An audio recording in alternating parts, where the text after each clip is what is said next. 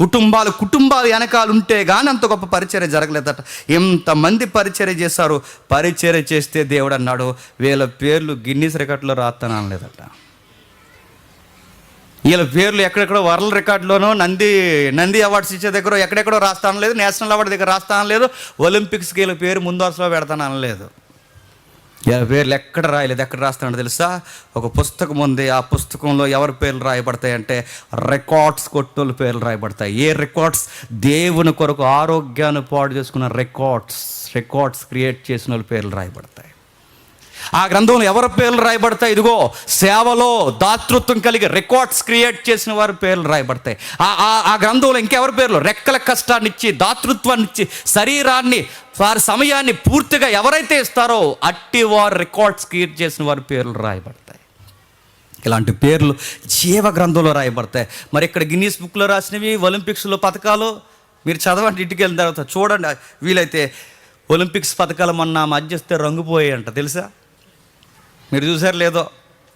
రంగుపోయే Olympics పథకాలకు రంగుపోవడం ఏంటి? ఇలా సెల్ఫీలు తీసి పెట్టారు క్రీడాకారులు రంగుపోతుందని. కానీ బైబిల్ దేవుడు ఏమన్నా తెలుసా? పేర్లు ఎందుకు రాస్తున్నా ప్రవ్వా, పేర్లు ఎందుకు రాస్తున్నా ప్రవ్వా, పేర్లు ఎందుకు రాస్తున్నా ప్రవ్వా అంటే పేర్లు రాసాడంటే ఒకరోజు అవార్డ్స్ ఉన్నాయనే కదండి దాని అర్థం. పేర్లు పుస్తకంలో రాస్తున్నాడంటే ఒకరోజు అవార్డ్స్ ఇస్తాడని. ఎక్కడిస్తాడు అవార్డ్స్? సెమినార్లో ఇవ్వడు లాస్ట్ రోజు. ఎక్కడిస్తారు అవార్డ్స్? పేర్లు రాసుకుంటున్నాడంటే ఎక్కడో అవార్డ్స్ ఉన్నాయి, జ్ఞాపకం చేసుకున్నాడు. ఎక్కడిస్తా ప్రభు అంటే మరణం తర్వాత ఒక నిశ్చత్వం ఉంది, అక్కడ ఒక కిరీటం సిద్ధపరచనది వాడబారని కిరీటము. ఈ ఒలింపిక్స్ కిరీటము వాడబారిపోద్ది. ఈ ఫ్యాషన్ షో కిరీటము ఏదో ఒక వజనం ఊడిపోద్ది. ఈ కిరీటాలన్నీ ఏదో రోజు వాడబారిపోతాయి. కానీ ఒకరోజు ఒక కిరీటం ఇస్తాడు, అది వాడబారదు. ఆ పదం ఎందుకు వాడాడంటే మొదటి శతాబ్దంలో గ్లాడియేటర్స్ ఫైట్ చేస్తే ఆలివ్ ఆకులతో ఇలా ఒక కిరీటం పెట్టేవారు. ఆలివ్ ఆకులు పాత రాజులకు ఉంటాయి చూడండి, రోమా రాజులకి. ఈ ఆలివ్ ఆకులతో కిరీటం పెడితే ఆకులతో పెట్టిన కిరీటం ఎంతసేపు ఉంటుందండి? సాయంత్రానికి వాడిపోద్ది. ఇటు ఇంత పెద్ద ఫైట్ చేసి ప్రాణాన్ని రిస్క్లో పెట్టినోడికి రోమప్రభుత్వం ఇచ్చే పెద్ద కిరీటం ఏంటంటే ఆకుల కిరీటం. అది మైండ్లో పెట్టుకుని రాస్తున్నాడు పౌలు గారు. మొదటి శతాబ్దపు కిరీటాలు మైండ్లో పెట్టుకుని రాస్తున్నాడు. ఏమని? వీళ్ళిచ్చే కిరీటాలు వాడిపోతాయి, వీళ్ళిచ్చే కిరీటాలు రాలిపోతాయి, కానీ దేవుడిచ్చే కిరీటం ఉంది, అది ఎప్పటికీ వాడబారదు. పౌలు గారు అన్నారు అదే మాట. పేతురు గారు అన్నారు పత్రికల్లో. అపోస్తులు ఎన్నోసార్లు ఆ పదాలు ఉపయోగించి ఎంత బాగా రాస్తున్నారు. మొదటి పేతురు పత్రిక 5:4 చూడండి ఒకసారి. ముగించుకుందాం. మొదటి పేతురు పత్రిక 5:4 ప్రధాన కాపరి ప్రత్యక్షమైనప్పుడు మీరు వాడబారని మహిమా కిరీటము పొందుదురు.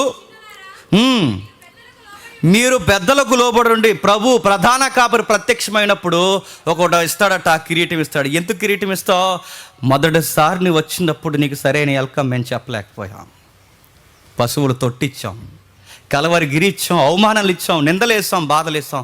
నువ్వు మరణించి తిరిగి వెళ్ళిన తర్వాత మాకు అర్థమైన తర్వాత నీ కొరకు అసూలు బాసాం ప్రభు అంటాడంట ప్రభు. ఎస్, ఆ పాయింట్ని బట్టే ఆ రోజు అర్థం కాని మీకు నేను మరణించి తిరిగి వెళ్ళిన తర్వాత మీకు అర్థమైంది నా కొరకు మీరు చాలా కార్యక్రమాలు చేశారు, నా ప్రేమను మీరు అర్థం చేసుకున్నారు, మీ ఆస్తిని ఇచ్చారు, మీ యొక్క కష్టాన్ని ఇచ్చారు, మీ శ్రమను ఇచ్చారు, వీటన్నిటిని ఇచ్చారు. నేను మర్చిపోయే దేవుని కాదు. ఆ రోజు మిమ్మల్ని మర్చిపోలేదు, ఈరోజు మర్చిపోలేదు. మీ పేర్లు నేను నమోదు చేసుకున్నాను. జనాల్లో పిలుస్తాడేమో ఆ రోజు. ఇక్కడ పిలుస్తారు లేదో నాకు తెలియదు, కానీ కోటాను కోట్ల దేవదూతలు చూస్తుంటాయట. కోటాను కోట్ల మంది నీతిమంతులు అనీతిమంతులు చూస్తారట. ఆ తీర్పు సింహాసనం మీద అలా ఆ తండ్రి అయిన దేవుడు, కుమారుడైన దేవుడు, పరిశుద్ధాత్మ దేవుడు కూర్చుని ఉన్నప్పుడు, ఇన్ని కోటాను కోట్లు కళ్ళు చూస్తున్నప్పుడు దేవుడు ఎంతమంది ప్రజల మధ్య, జీవాల మధ్య నుంచి దేవుడు అంటాడు, నా కుమారుడా జేమ్స్ డయాస్ మీదకి రా ఒకసారి అని అంటాడు. ఎలా ఉంటుంది డయాస్ అని అడగండి. నా కుమారుడా పైకి రా అనగానే ఆ రోజు ఇన్ని కళ్ళు చూస్తున్నప్పుడు, నేను అలా వెళుతున్నప్పుడు అన్ని కళ్ళు జేమ్స్ అని చూసి అనుకోండి. ఆ రోజు ఏం చేశాను ప్రభు అంటే, ఆ రోజు సెమినార్కి 10 రూపాయలు ఇచ్చావు కదా అంటే సిగ్గు అయిపోద్దండి ఆ రోజు మనకి. ఇన్ని కళ్ళు, ఎంత సింహాసనం, ఇవన్నీ కనబడుతున్నప్పుడు నా రికార్డు ఆ రోజు బయటకు తీస్తారు. ఎంత ఇచ్చాను ప్రభు అంటే 10 రూపాయలు ఇచ్చావు, నాకు జ్ఞాపకం ఉందంటే సిగ్గేసేదంటే ఎంత పెద్ద ఆహ్వానానికి, ఎంత బంగారు వాతావరణానికి సిగ్గేసేస్తుంది ప్రభు. 10 రూపాయలు ఇచ్చిన ఇంత ఎలా ఉంటుందని తెలిస్తే నేను చాలా చెప్పండి ఇచ్చేవాడిని ప్రభు. అవమానం ఆ రోజు, మనం ఇచ్చే అర్పణలన్నీ అవమానం ఆ రోజు. బాధ అయిపోద్ది ఆ రోజు, అయ్యో అనవసరంగా 10 ఇచ్చానేటే అని. తర్వాత ఇంకొకరిని పిలుస్తారు, నా కుమారుడా రా అని. 20 ఇచ్చేవారా అని చెప్తా, 30 ఇచ్చేవారు. సంఖ్య పెరుగుద్ది, గ్రేడ్ పెరుగుద్ది. పెరిగే వాళ్ళు చూస్తుంటే ఆ రోజు వీళ్ళని పొగుడుతున్నప్పుడు మనకు అనిపిస్తుంది, ప్రభా ఎంత ఇచ్చినోడిని ప్రేమించావు, ఎంత ఇచ్చినోడిని ప్రేమించావు, అందరినీ ప్రేమించావు. ఇప్పటికి నేను అంటున్నాను, నీ ప్రేమను మేము ఎప్పటికీ వర్ణించలేము. ఎంత గొప్ప ప్రేమ ప్రభా. చిన్న మొత్తంలో ఇచ్చినాడు ప్రేమ. అందుకే దేవుడు గిన్నెడు చల్లనీళ్ళు ఇస్తేనే మర్చిపోడు. 10 ఇచ్చిన వాళ్ళని అవమానించట్లేదు, కానీ 10 ఇచ్చినా మర్చిపోడు, 20 ఇచ్చినా మర్చిపోడు, నువ్వు పెద్ద మొత్తం ఇచ్చినా మర్చిపోడు. ఎందుకంటే మరవడానికి ఆయన మానవుడు కాదు, మన గొప్ప దేవుడు. ఈ ప్రేమ కలిగిన దేవుని కొరకు ఏం చేయాలి? ఏం చేస్తాం?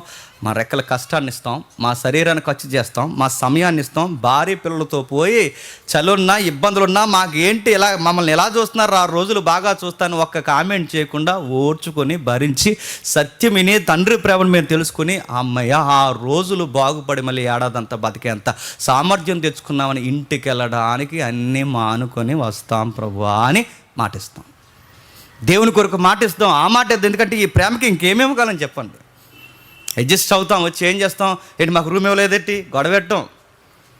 మాకు రూమ్ ఏంటి ప్రభా, నువ్వు వచ్చినప్పుడు నీకు సరైన చెప్పండి స్థలమే ఇవ్వలేదు. ఏమిచ్చాం? పశువులు తొట్టిచ్చాం నీకు, నాకు అది ఇవ్వలేదు, ఇద్దటి ఇవ్వలేదు. మీరు చెప్తే నమ్మరు. లాస్ట్ ఇయర్ నా బిడ్డ నెలల్లో ఉన్న బిడ్డ, ఆ నెలల్లో ఉన్న బిడ్డకి నేను ఓపెన్గానే చెప్తున్నాను, సెమినార్ అంతా అడ్జస్ట్ అవ్వాలి, మీకు ఇన్స్పిరేషన్ ఉంటుందని చెప్తున్నాను. నా పొరటాలైన నా భార్యకి, నా బిడ్డకి రూమ్ లేదంటే మీరు నమ్మగలరా? ఆ వాకిట్లో బరకం వేసుకుని ఏదో ఫ్యాన్ ఉంటే అక్కడ పెట్టుకుని అక్కడ పడుకున్నాం అంతే.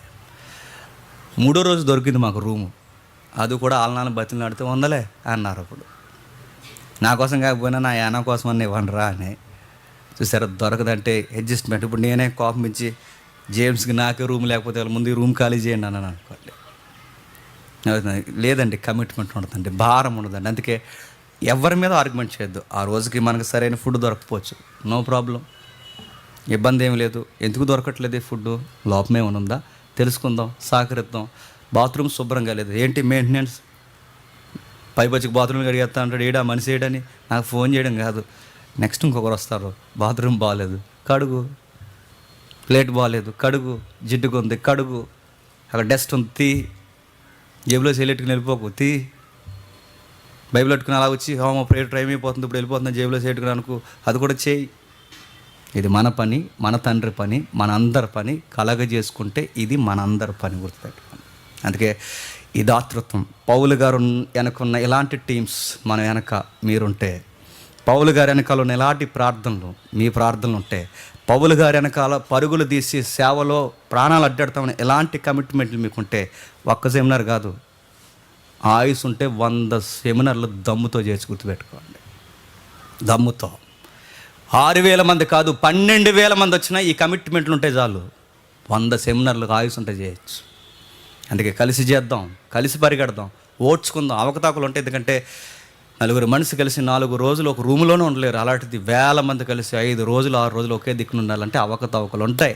వాటన్నిటినీ సరిచేయడంలోనే నాయకత్వం అనిపించుకుంటుంది. ఆ నాయకులందరూ కాదు, ఇక్కడ ఉన్నారు చూసారా, మనం అందరం నాయకులమే, మనమే మెయింటైన్ చేద్దాం. నో కామెంటరీ, ఎవరి మీద కామెంటరీ చేయొద్దు. ఇది మందే. జేమ్స్ తమ్ముడు వరకు ఎందుకు, డేవిడ్ అన్న వరకు ఎందుకు, దొడ్డప్రసాద్ వరకు ఎందుకు, లేదా మరో అన్న వరకు ఎందుకు, నేను ఉన్నానుగా, నేను చక్కబెడతాను, నాకు చెప్పండి అనేంత నాయకత్వం మనం అందరం పోషిద్దాం. జేమ్స్కి బుర్ర లేదు, డేవిడ్ గారికి బుర్ర లేదు అనకూడదు. వాళ్ళకి బుర్ర లేకపోయినా మాకు బుర్ర ఉంది, మేము చేస్తాం రండి అని గుర్తుపెట్టండి. అలాగందరం చేద్దాం, చక్కగా కలిసి చేద్దాం, కలిసి అడుగులు వేద్దాం, దాతృత్వం అనుగ్రహిద్దాం. ఇది వింటే, ఇది అర్థమైతే, నీ ప్రేమకు నేను ఏమి ఇవ్వగలను ప్రభు అంటే, తన ప్రేమ నేను మాటల్లో వర్ణించలేను, చేతల్లో వర్ణించలేను, నేత్రాలతో చూడలేను, ఇరిగి నలిగిన హృదయంతో నేను ఎలా దాన్ని అర్థం చేసుకోగలను. ఒక్క మాటలో చెప్పాలంటే కలవరి గిరి మీద చూసి ఒక మాట ఇవ్వగలను. నా దానము, ఇందాక అన్నాడు, నా గానము, నా బలము సమస్తము నీకే, ఇంతకు మించి నేను ఏం చేయగలను ప్రభు. చేస్తాను, నా ధనం ఇస్తాను, నా గానం ఇస్తాను, నా బలం ఇస్తాను, నీ కొరకు నేను పని చేస్తాను. అందుకే ఈ సెమినార్లో ఈ మొదటి అడుగులో నా తొలి అడుగు ప్రతి ఏడాది నేను ప్రకటిస్తున్నట్టుగానే ఈ ఏడాది కూడా తొలి అడుగుగా నాది మొట్టమొదటి కానుక 2 లక్షలు నేను సెమినార్ కొరకు ఇస్తున్నాను. నాది మొట్టమొదటి కానుక 2 లక్షలు.